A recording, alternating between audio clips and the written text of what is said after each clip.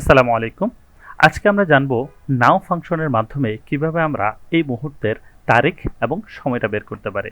তাহলে আমরা সরাসরি এক্সেলে এসে equal now open and close bracket দিলাম। এন্টার দেওয়ার সাথে সাথেই আমার কাছে চলে আসবে আজকের তারিখ এবং এখনকার সময়। আজ 23শে নভেম্বর 2024, এখন বাজে 10টা 35 মিনিট। আমি চাচ্ছি এখন থেকে 6 ঘন্টা পরের সময়টা কত হবে। তাহলে আমি সরাসরি এখানে দিতে হবে নাও প্লাস 6 ঘন্টাকে যদি আমরা দিনে ভাগ করে তাহলে সেটা আসে 0.25। তাহলে আমরা সরাসরি বের করতে পারবো সেটা হয়ে যাবে কত, 16টা 36 মিনিট। আমরা যদি চাই 2 দিন 12 ঘন্টা পরের সময়টা কি হবে সেটাও কিন্তু আমরা বের করতে পারবো। নাও প্লাস 2 দিনের জন্য আমাদের হবে 2, এবং যেহেতু আমার হাফ ডে 12 ঘন্টা তাহলে হবে 0.5। তাহলে আমরা 2 দিন 12 ঘন্টা অর্থাৎ টোটাল আড়াই দিন পরের সময়টা বের করতে চাচ্ছি, যেটা হচ্ছে 22টা 36 মিনিট।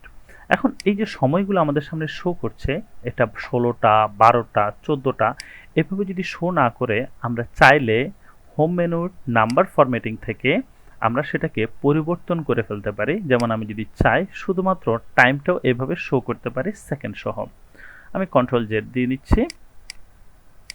অথবা আমরা যদি চাই অন্য কোনো ফরম্যাটেও আমরা সরাসরি যেতে পারি। যেমন আমি যদি মোর নাম্বার ফরম্যাটিংয়ে আসি, এখানে আসছি আমি টাইম, অথবা এখানে যদি আমি ডেট সহ আসি তাও কিন্তু আমি এখান থেকে ডেট এন্ড টাইম একসাথেই কিন্তু পাবো। এই যে আমি যদি নিচের দিকে আসি তাহলে আমি এখানে পেয়ে যাচ্ছি ডেট অ্যান্ড টাইম একসাথে। ওকে দিয়ে দিলাম। তাহলে আমাকে এখন খুব সুন্দরভাবে একটা ফরম্যাটিংয়ে দেখাচ্ছে এখন কয়টা বাজে, এখন থেকে 6 ঘন্টা পরের সময়টা কবে হবে, এবং আজ থেকে এই সময় থেকে 2 দিন 12 ঘন্টা পরের সময়টা হবে। সবকিছু আমরা এভাবে বের করতে পারি।